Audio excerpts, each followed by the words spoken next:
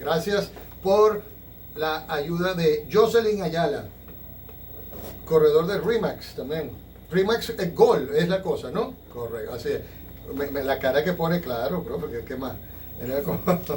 Miren, tenemos aquí al doctor Frederick Cabrera, gran amigo de la casa, amigo personal también. Buenos días, Frederick, gracias por estar aquí nuevamente en la hora de Natale Legal. Gracias, Daniel, por la invitación y saludo a tus oyentes. Así es, bueno, un gran placer para nosotros. El profesor Frederick Cabrera es profesor de pregrado y de posgrado en la Católica, en la Central.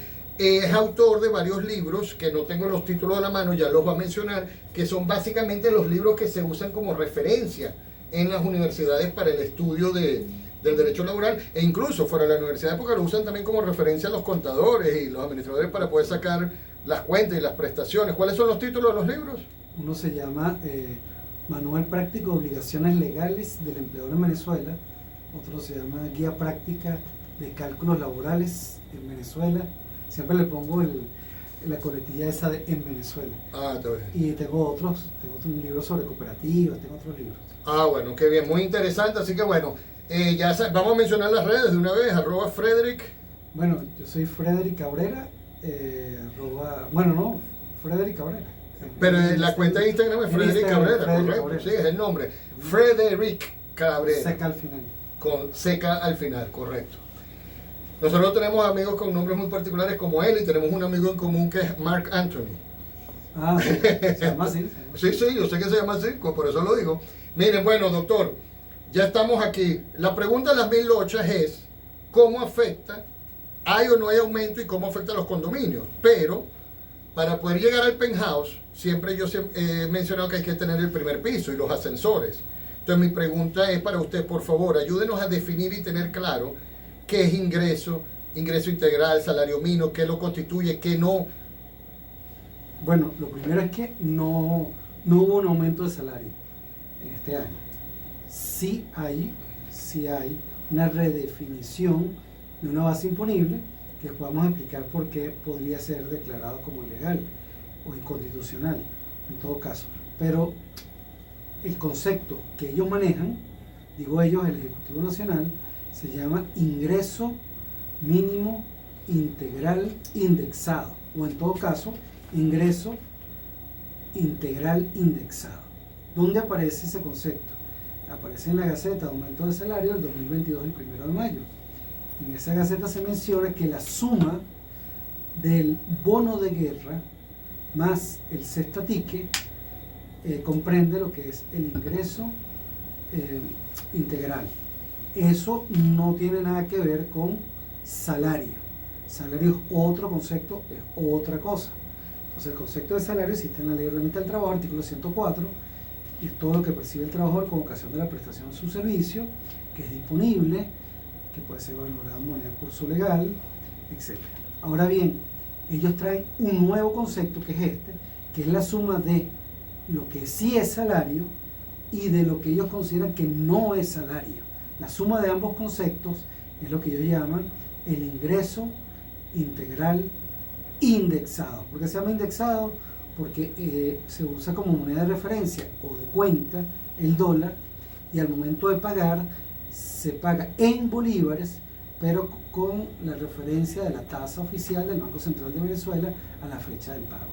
Bueno, ahí lo voy a interrumpir, doctor, porque ciertamente creo que hay que aclarar un poco más. Bueno, ya dijo lo que es el salario, que es la contraprestación por su trabajo, pero ¿en qué afectaría con los pasivos laborales y las prestaciones? Lo del bono de guerra, el cestatique, la indexación. Pero me llama la atención lo que usted acaba de decir, lo de la indexación del dólar o del salario, pagado en bolívares, pero indexado con el dólar al día, porque tengo entendido que el salario mínimo, que usted dice que no ha sido aumentado, el actual está en 3 y pico de dólares, pero eso era $30, que se debió haber sido mantenido en $30, ¿correcto? Bueno, ¿es así o está muy equivocado? Bueno, vamos a decir que no es así. Okay. Lo que pasa es que hay ciertos conceptos que no están en la ley, sino simplemente son alocuciones, son Twitter, son referencias que hacen ellos. ¿Por qué no lo publican en la ley? Bueno, eso es otra discusión más compleja, probablemente de índole político. Ahora bien, la Gaceta vigente de salario mínimo, de cestatique y bono de guerra no establece en ninguna parte la palabra dólar, tampoco la denominación o palabra indexado. Okay. Son, digamos, particularidades que ellos traen a colación después. ¿Qué quiere decir eso? Que, por ejemplo, cuando yo les digo que el bono de guerra ya son $90 y no 60, realmente no existe una gaceta que establezca 90. Es una alocución que se hizo donde ellos aumentaron de 60 a 90 el bono de guerra. Con relación a ese estatique, ellos en una alocución reconocieron, y en el entonces ministro del Trabajo, Francisco Torrealba, reconoció que el cestatique estaba en $40 y estaba indexado. Pero en la Gaceta, repito, eso no existe. Lo que existe son 1.000 bolívares, que es equivalente más o menos a 27, 26 dólares al cambio. Pero ¿quién aplica entonces? ¿Quién aplica qué? Porque tengo entendido que el salario en el sector público es distinto al salario al sector privado. Sin contar más allá del nivel de la formación profesional, ¿no? Pero entonces, ¿quién aplica qué, dónde? El concepto de ingreso integral lo trae a colación el sector público. Para ellos, decir es que el salario no es, por ejemplo, el actual 130 bolívares, ese es el salario actual, 130 bolívares, al cambio $3.5. Okay. No, ellos dicen, mira, el ingreso mínimo integral es la suma del bono de guerra que vamos a pagar, que todavía no han pagado, $90 más 40 de cestatique, ahí van 130, más 3.5 de salario mínimo, o lo que haya fijado la UNAPRE en su tabulador a través de un sistema que tienen ellos de categoría de trabajadores. O sea, cuando tú sumas todos esos conceptos son lo que le llaman ingreso mínimo integral. Pero fíjese que no es salario. ¿Por qué no es salario? Bueno, porque el bono de guerra no es salario, el cestatique no es salario, eso lo establece la normativa expresamente. Entonces, es una forma de ellos decir, mira, el salario mínimo es 130 bolívares, 3,5, pero el ingreso total, integral del trabajador es la suma de todo esto, es decir, 133.5. Pero la acotación entonces de que sea o no sea salario repercute en qué? Porque el énfasis de que es o no es salario. Bueno, porque cuando es salario, Okay, sí impacta, por ejemplo, en el pago del impuesto sobre la renta, artículo 31, sí impacta en el pago de los parafiscales sociales, como el régimen de prestación de empleo, el seguro social, el BANAVI o el parafiscal empresarial del INSES. Sí impactan prestaciones sociales, sí impactan vacaciones, bono vacacional, utilidades, etc. Ese es el tema, y sí impactan el retroactivo. En cambio, los otros conceptos no impactan cuando no son salarios. Y esto es indistintamente de que sea privado o público. Eso es indistintamente. Ahora, una cosa importante, Sí. que es que cuando en esta nueva normativa, esta nueva ley, que como bien dice, se llama Ley de Protección de las Pensiones de Seguridad Social frente al bloqueo imperialista, se establece que la base imponible, es decir, la base de cálculo para pagar esa nueva contribución, no va a ser el salario, va a ser este nuevo concepto, que repito, su nombre es ingreso integral indexado. Por cierto, se llama indexado porque se va ajustando a la tasa de cambio que esté en ese momento. Y ese ingreso total establece el artículo 7, que va a tomar en consideración los conceptos de carácter salarial y los conceptos que no tengan carácter salarial.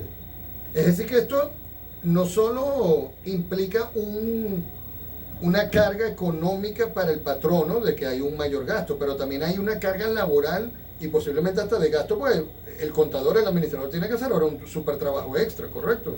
Claro, bueno, cada día hay más contribuciones. Correcto. Por ejemplo, la LOCTIC, Ley Orgánica de Tecnología e Innovación, Sí. que el ente recaudador es el FONACYT, que es el Fondo Nacional de Ciencia y Tecnología, ahora implementó que el pago tiene que ser mensual, con lo cual ahora tú tienes personal administrativo que está sacando la cuenta todos los meses Claro. para hacer la declaración de ese porcentaje, que es entre 0,5 y 2%.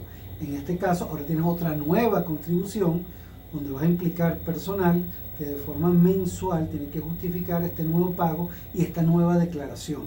Ahora, doctor, nos hicieron una pregunta antes de empezar el programa, la licenciada Marbella Herrera, sobre cómo afecta a los condominios. Es decir, todo esto que usted nos está diciendo y sobre todo esto de la contribución LOCTIC, suena como muy corporativo. Pregunto, ¿cualquier ente laboral, cualquier patrono, incluyendo un edificio que tiene una trabajadora residencial, tiene que cumplir con todo esto? No, cada beneficio, pero cada contribución para fiscal, impuestos, tasa, etcétera, tiene requisitos distintos. Ok. Entonces, por ejemplo, en el caso de la ley del deporte, tienes que tener 50 o más trabajadores. En el caso de la LOCTI, creo que son 150.000 veces la unidad de mayor valor, en este caso sería del euro, como utilidad del año, del ejercicio. Entonces, bueno, tienes que proyectar eso. En el caso de los condominios, no pagas ni LOCTI, ni pagas ley del deporte, ni pagas tampoco a la FONA, ley de drogas tampoco pagas. Pero es por la cantidad de empleados. Por cantidad de empleados o porque no tienen los ingresos de utilidades netas que se requieren. Okay. O brutas, pues, dependiendo del concepto. Que sí le toca pagar al condominio. Le toca pagar seguro social, régimen de prestación de empleo, INSES, y ver si tienen que pagar o cumplir con el Plan Nacional de Aprendizaje, si tienen 15 o más trabajadores, y lo del FAO, que viene siendo lo del banal. No. Ahora, esta nueva ley, la ley de protección de las pensiones, Sí. No establece una exoneración per se, sino que le pasa la bola al Ejecutivo Nacional a través de Presidencia en un decreto que tienen que publicar en estos días, donde ellos van a determinar cuál es el porcentaje de pago y van a determinar cuáles son los sectores que van a quedar excluidos, es decir, exonerados, o cuál va a ser el porcentaje, si va a ser distinto un sector u otro. Muy interesante, pero claro, no, porque lo más común que un inmueble residencial, un condominio, la mayoría de los condominios tienen un empleado, pero no puede haber una excepción, puede haber un centro comercial muy grande que tiene varios empleados, es decir, que si habrían otras contribuciones de estas fiscales o parafiscales que pudieran ser objeto, que tuviera que pagar ese condominio. Claro, es decir, no se descarta, pues. Hay conjuntos residenciales que son con macro condominios. Correcto. Que tienen a veces 15, 20 empleados. Correcto. No se descarta entonces. Aquí nos dice Jocelyn, nos está mandando una pregunta por aquí, que dónde se puede denunciar una junta de condominio que suspende el servicio eléctrico. Alexis Estudio Barber. Bueno, eso más que denunciar, considero que sería porque fui a pedir la revisión de cuentas el otro día, me quitaron la luz.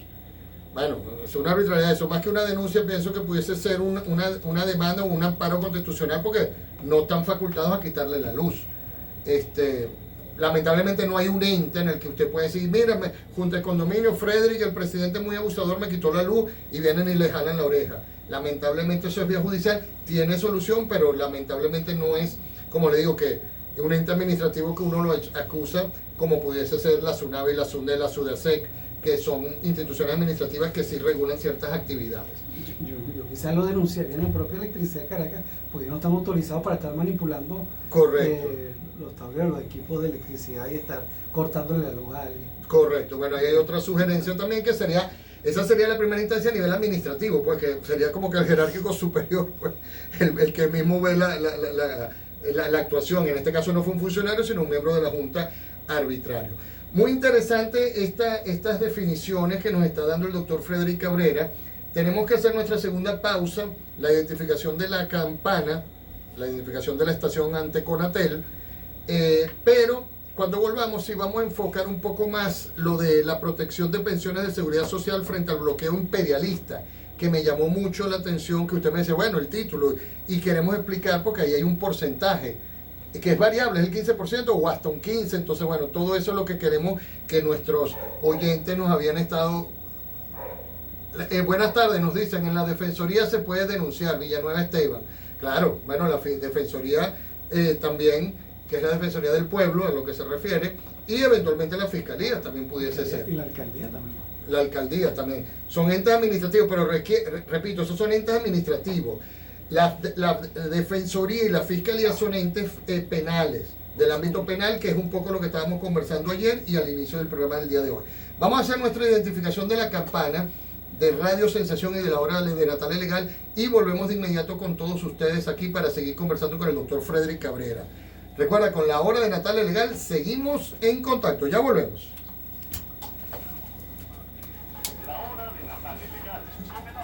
Se puede, ¿verdad? Luis Rivero en los controles, Jocelyn Ayala en la asistencia de producción, y como invitado tenemos al doctor Frederick Cabrera, amigo de la casa, profesor de pre y posgrado de la Universidad Católica Andrés Bello, que se acaba de molestar porque no tiene su cooler de la Católica, también como lo tenía Jocelyn y mi persona. Entonces continuamos aquí con todos ustedes. Mire, aquí hay un comentario de nuestra querida y apreciada amiga Elsie Pasarelli Tomasino. Doctor, quien manipula los contadores o espacios donde se encuentran en cada edificio locales, solo los puede manipular el personal de Corpoelec. Comentario que hizo el doctor Frederick Cabrera, que revise antes sus facturas de pago por si acaso. Bueno, estamos totalmente de acuerdo y en concordancia con el comentario del doctor Frederick Cabrera. Bueno, volvemos al tema. Yo le preguntaba al doctor Frederick fuera del aire ¿qué observaciones veía? ¿Qué nuevas definiciones o la aplicabilidad o no de esta nueva ley de protección de pensiones de seguridad social frente al bloqueo imperialista? Entonces, bueno, me dijo, bueno, hay varios enfoques y hay varios puntos, hay varias teorías, y aquí te estoy dando al menos 5 o 6 puntos, que bueno, voy a pedirle al doctor que los vuelva a repetir él mismo para ver cómo sería el desarrollo, qué cree él en la práctica, es viable hacer todo esto, ya está en Gaceta, pero hay vacatio ley, o ya es inmediata su aplicación, la gente está preparada, los contadores, los patronos, los administradores saben de esto.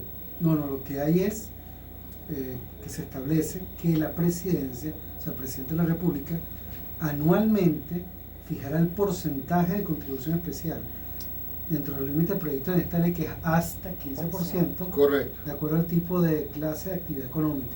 Quiere decir que el presidente es quien tiene la facultad de fijar el porcentaje y lo puede fijar incluso por sector, e incluso se establece posteriormente que podrá exonerar a ciertos sectores. Yo tengo el conocimiento de que hay ciertos sectores que están solicitando que los exoneren. ¿Cómo cuáles?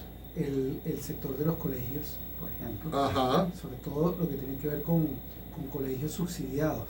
Correcto. Ejemplo, imagínate cuánto podría representar este pago para una institución como Fe y Alegría, que debe tener miles de empleados, de trabajadores. Entonces ahora vamos a sacar la cuenta cuánto es que toca pagar. La base de cálculo no es lo que pague, o voy un poquito para atrás. ¿A quién le toca pagar? A lo único que les toca pagar es al sector privado. Ahora fíjense que el único, repito, que va a pagar esta contribución son las personas jurídicas, como cualquier otra sociedad de personas, incluidas regulares e irregulares, de hecho, de carácter privado, domiciliadas en la República Bolivariana de Venezuela, que realizan actividades económicas en el territorio nacional.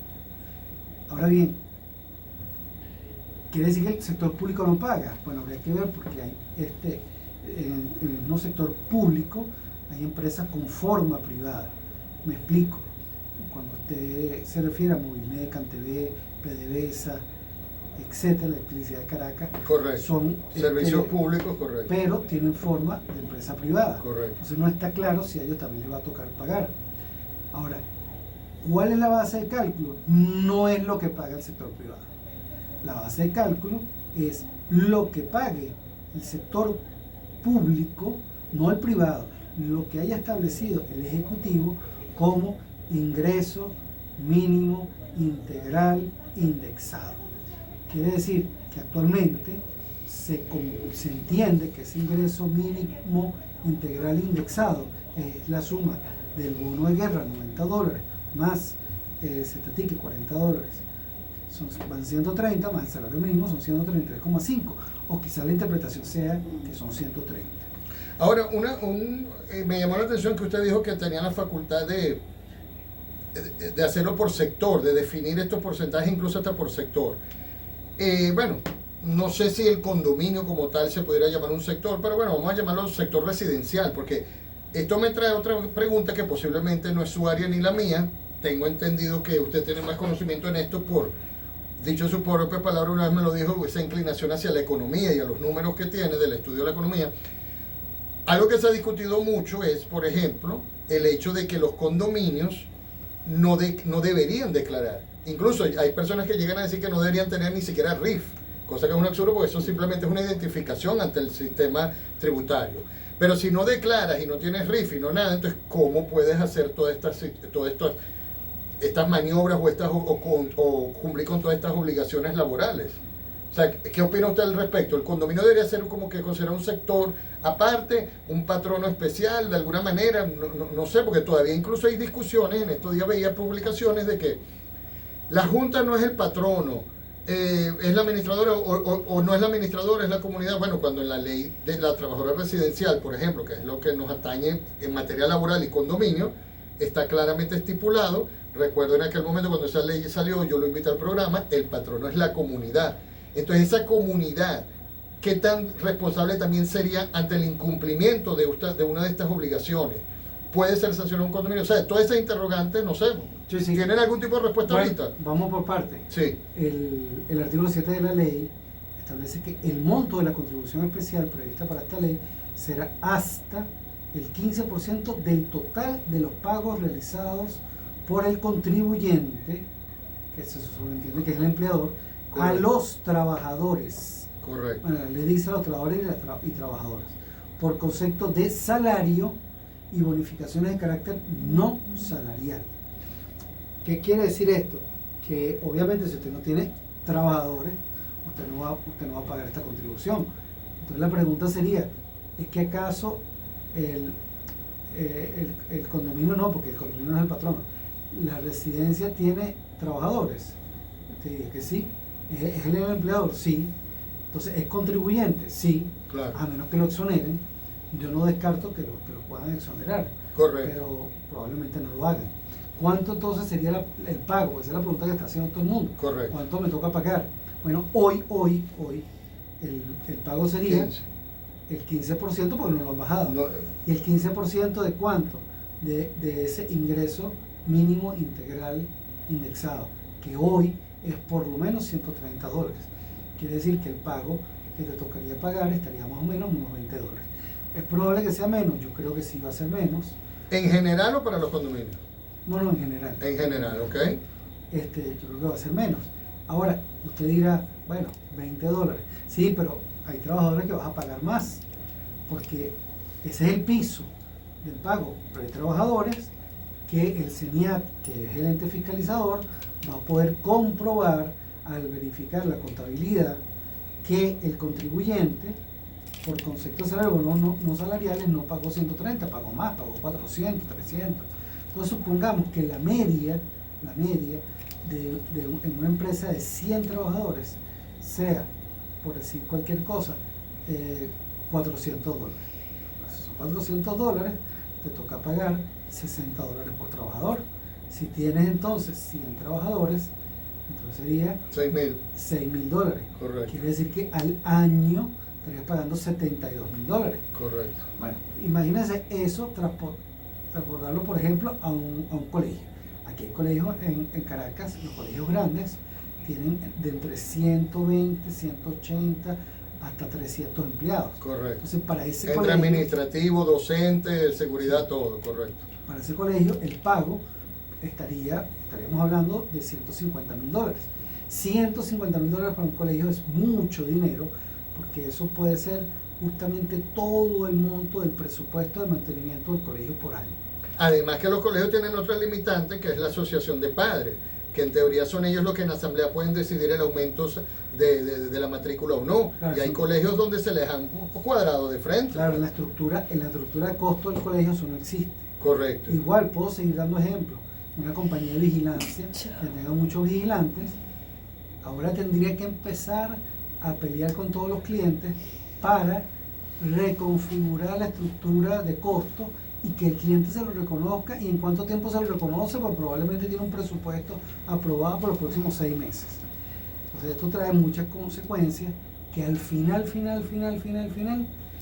lo va a pagar el consumidor, porque esto va a tener de una forma u otra un impacto en el costo de los productos y servicios.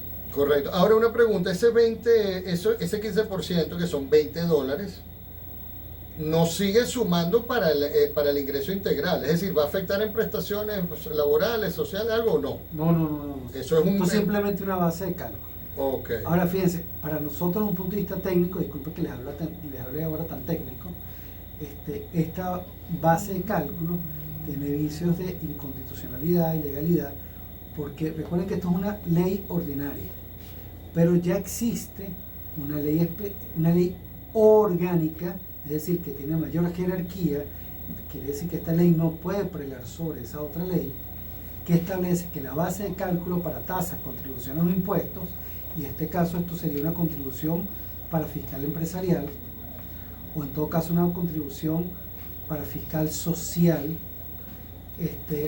se establece que la base de cálculo es el salario normal y que por tanto no puede entrar ningún concepto que no tenga carácter salarial. ¿Y dónde está eso? Bueno, eso está en el artículo 110 de la Ley del Sistema de Seguridad Social, que es la ley marco del Sistema de Seguridad Social del 30 de abril del 2012, pero también está en el decreto Ley Orgánica del Trabajo de los Trabajadores y las Trabajadoras del 1 de mayo del 2012, donde se establece en el artículo 107 que la tasa de contribuciones e impuestos, la base de cálculo, siempre será para los empleadores y para el trabajador, cualquier tipo de pago, el salario normal. Entonces, bueno, sería muy fácil probar que esa base de cálculo es ilegal y que por tanto no se puede cobrar con base a eso, pero... Basado en la jerarquía de las leyes. Es correcto. Correcto. Es correcto. Entonces, ¿qué quiere decir eso? Que no sé cómo van a hacer, pues imagino que cuando hagan un reparo de alguna empresa que no pagó o pagó de forma defectuosa, esa va a ser la defensa de anteojito de cualquier abogado que esté presentando la defensa contra el reparo. Ahora, hablando de eso de defensas o no, antes de irnos a la última pausa comercial por el día de hoy en la hora de Natalia Legal, siempre va a estar las dos caras de la moneda, ¿no? El empleado y el empleador. Y en la mitad, en el medio de ambos, en este caso, en el área suya, está la Inspectoría del Trabajo. ¿Sabe de algún criterio, qué posición ya tiene la Inspectoría? Ya se están presentando casos, se van a presentar pronto. ¿Qué opina usted? ¿Qué experiencia tiene? No. Lo que pasa es que aquí hay indirectamente un reconocimiento de que los trabajadores no ganan menos de 130, sumando el cestatique y lo que ganan de verdad. Indirectamente. Repito, puede ser que la empresa privada tenga en su nómina un sueldo del trabajador equivalente a $10, $20 o 130 bolívares, que son $3.5. Correcto. Eso no importa absolutamente para nada desde el punto de vista del pago mínimo, porque el pago mínimo establece la ley que será que en ningún caso la base de cálculo de los pagos realizados a cada trabajador será menor al ingreso mínimo integral indexado definido por el Ejecutivo Nacional. Quiere decir que la base de cálculo no es la que usted establezca en su empresa privada o en su colegio o en su condominio, es lo que establezca el sector público como ingreso mínimo integral indexado. Quiere decir que siempre el piso va a ser 130, lo que no hay es techo. Sí. Hasta ahora no hay techo. Es probable que sí se apruebe en la ley un techo, Okay. que manifestó Fede Industria en la reunión que hubo entre Fede Cámaras con Industria, Fede Industria con el gobierno, que la propuesta era que fuese 3 ingresos mínimos integrales, es decir, que el tope fuese cercano a $400. Si eso llegara a ser así, en todo caso, si por ejemplo hay un gerente de la empresa que gana $1.500 al mes, igual lo agarra el tope, pues, de esos 400 o 3 ingresos integrales, 3 ingresos mínimos integrales indexados. Correcto. Bueno, pienso que la aclaratoria, la explicación del día de hoy del doctor Frederick Cabrera estaba bastante amplia y bien, muy específica, pero, correcto, eso iba, gracias, Joseph. Pero, bueno, son muchas definiciones, muchos puntos que posiblemente no estemos muy claros. Antes de irnos a la pausa, queríamos comentar, buenas tardes, doctor, la Junta de Condominios que no están, esto es de SICHAT, usuario de SICHAT. La Junta de Condominios que no están conformadas mediante el debido documento registrado pueden reunirse y decidir de facto. Bueno, nuevamente la pregunta de las 1008 o el comentario de las 1008. La Junta de Condominios no se registra. Entonces no sé exactamente a qué se refiere esta pregunta. Asumo que no fue electa de alguna manera, pero da a entender que sí fue electa, pero no fue registrada debidamente. Bueno, es que no hay que registrarla. Entonces, bueno, ahí está un poco confusa la pregunta. Vamos a hacer nuestra tercera y última pausa comercial por el día de hoy aquí en la hora de Natalia Legal. Disculpen. Y cuando volvamos, vamos a llegar con las conclusiones y sugerencias que tenga el doctor Frederick Cabrera para los patronos y los empleados en general, y bueno, y para los condominios, que siempre hay una preocupación extra, porque bueno, todos tienen que pagar, pero no todos lo hacen, siempre, o no hay quien lleve el barco, o si hay un capitán perpetuo, arbitrario. Entonces bueno, en fin, usted sabe cómo son las cosas en los condominios. Recuerda, con la hora de Natalia Legal seguimos en contacto, ya volvemos. Sensación 8:30 AM. Aquí estamos con el doctor Frederick Cabrera, finalizando por el día de hoy. Doctor, ¿qué sugerencia? Bueno, vamos a leer brevemente una pregunta aquí para cerrar con usted, doctor. Apurada, en un inmueble comercial se ha pedido una auditoría externa por los últimos 3 años. La misma será pagada por un propietario y el abogado del administrador ha respondido que no va a ser posible, que solo van a autorizar el último año de revisión, ya que los otros 2 años fueron auditados. Adicionalmente indica que esos 2 años ya fueron auditados. Ya fueron aprobados en las reuniones anuales de la Junta de Condominio, y por estas 2 razones que dicen no lo permitirán. La pregunta es: ¿qué tan apegado a derecho es esto? ¿Se puede iniciar una querella? Los copropietarios minoritarios tienen muchas dudas de la gestión de la administradora, costos elevados del metro cuadrado del costo de condominio versus otros inmuebles similares, y de paso los dueños de la administradora son los mismos dueños que hicieron el inmueble, constructora, y son los mismos miembros de la Junta de Condominio. Bueno, como siempre, gracias. Como siempre hemos dicho, no podemos responder concretamente si no tenemos más información o la información adecuada. Sería muy irresponsable de nuestra parte. Ahí hay muchos factores que son comunes a muchos condominios donde la constructora se queda con la administradora. Habría que ver los documentos, habría que ver el registro. Lo que sí podemos decir es que hay un principio general del derecho, que es que todo el que maneja intereses ajenos está obligado a rendición de cuentas, y eso puede ser exigible vía judicial. Esto cae como anillo al dedo de los condominios de la administradora porque es dinero, pero no es, esa obligación de rendición de cuentas no es solo para dinero. En este cuarto ahorita somos 3 abogados, estamos 3 abogados, y los 3 tenemos una obligación de rendición de cuentas para con nuestros clientes, que no necesariamente es dinero, porque posiblemente nosotros recibimos nuestros honorarios y eso es nuestro, pero tenemos que decirle: mire, el caso va así, asado, nos respondieron, vamos a hacer esto, vamos a hacer lo otro. Entonces, ¿qué le quiero decir con esto? Que eventualmente hay unas acciones judiciales, que es un juicio de rendición de cuentas, donde obligan judicialmente a esta persona, al administrador en este caso, a rendir la cuenta, no de lo que él quiere, sino de lo que le están solicitando. Doctor Frederick Cabrera, como me dijo ahorita en la pausa, bueno, Daniel, disculpe, es que es muy técnico, pero no hay manera de explicarlo. Dentro de todo ese tecnicismo, ¿qué opina usted? ¿Qué sugerencia le da tanto a un empleado como al patrono ante esta incertidumbre o dudas? ¿Qué hacer, qué no hacer? Bueno, lo primero es que tiene que estar atento a que en los próximos días se va a publicar el decreto que va a desarrollar la ley, que sí ya está publicada en fecha 8 de mayo. La Gaceta, fíjense que es extraordinaria, la 6.806.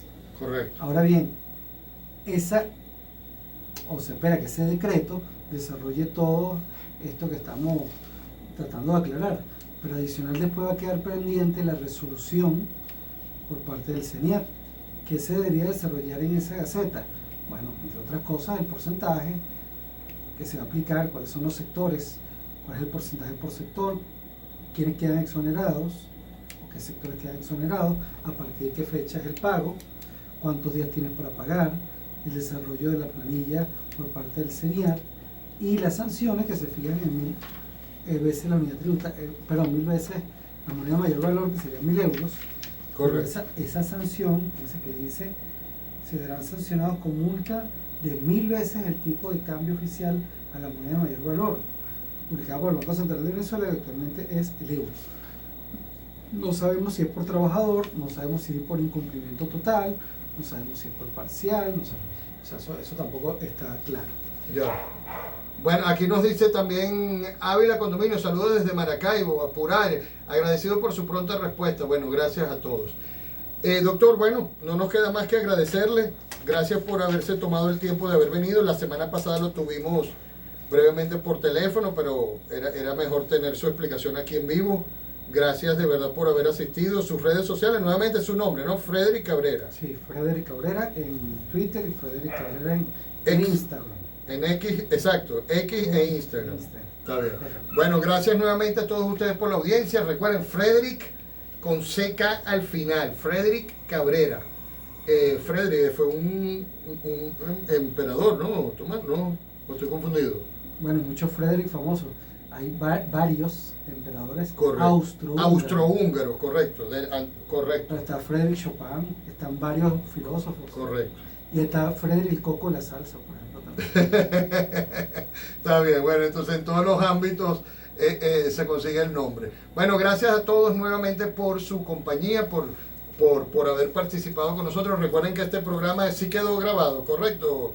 Jocelyn se va a subir posteriormente a YouTube. Les recordamos que el próximo jueves 23 tenemos nuestra actividad académica sobre las soluciones a los problemas más comunes en los condominios, decisiones, asambleas, eso que nos preguntaron, el registro de